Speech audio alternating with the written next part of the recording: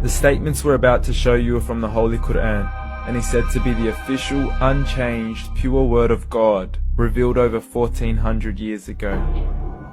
Claiming to be the word of God is a heavy statement, and without proof, or if a single contradiction is found within the book, the apparent word of God will be proven false. So without further ado, let's put the book to the test.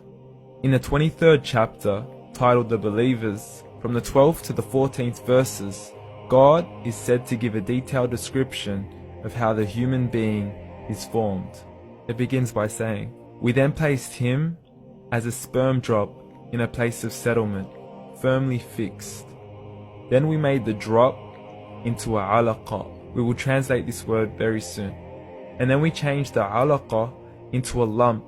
Then we made out of that lump into bones. And then we clothed the bones with flesh. Then we caused him to grow and come into being and attain the definitive human form."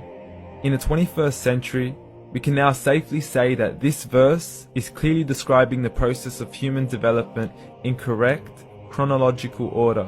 However, what we should be paying attention to in particular is the second stage, referring to the development of the embryo. The specific word used to describe the embryo in this verse is the word alaqa. The word alaqa, when translated into English, can mean three separate things. Firstly, a blood clot, or to be suspended, that is to be hanging or clinging to something, or thirdly and finally, a leech. Now, all three definitions don't come anywhere near what we perceive to be the human embryo. So, why are these words used, and what significance do they share with the human embryo? Can the embryo be described as a blood clot? Well, what do you think? In the 3rd week of embryonic development, a tubular heart joins with the blood vessels to form a primordial cardiovascular system, and by the end of the 3rd week, the blood is circulating and the heart begins to beat on day 21. The first thing that comes to mind in regards to being suspended or hanging is the umbilical cord. But we can't use that example because we are simply referring to step 2, before the baby has even formed. But we now know today that the umbilical cord is formed from the connecting stalk. And the connecting stalk is formed as soon as the embryo is formed. The embryo's connecting stalk has even been described by John Allen and Beverly Kramer as an object to suspend the developing embryo in the extra-embryonic column. So an embryo is suspended and does have a strong resemblance with a blood clot. What on earth would an embryo have to do with a leech? Figure A shows the structure of an embryo at 25 days. Figure B shows a leech. Now please note once again that the embryo in this stage is no greater than the size of a kernel of wheat. This is an X-ray of the embryo at 22 days.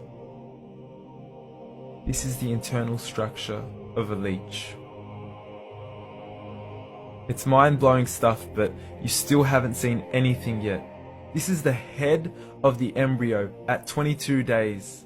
The detail you are seeing right now is absolutely impossible to be seen with the human eye and can only be seen with a microscope. This is the back end of a leech. There's no other words used to describe this other than mind-blowing. The pictures we have shown you are impossible to be seen with the human eye or even to be predicted by the human mind. Once again, the verses we have shown you were revealed over 1400 years ago to a man who couldn't read nor write. Are these the words of God?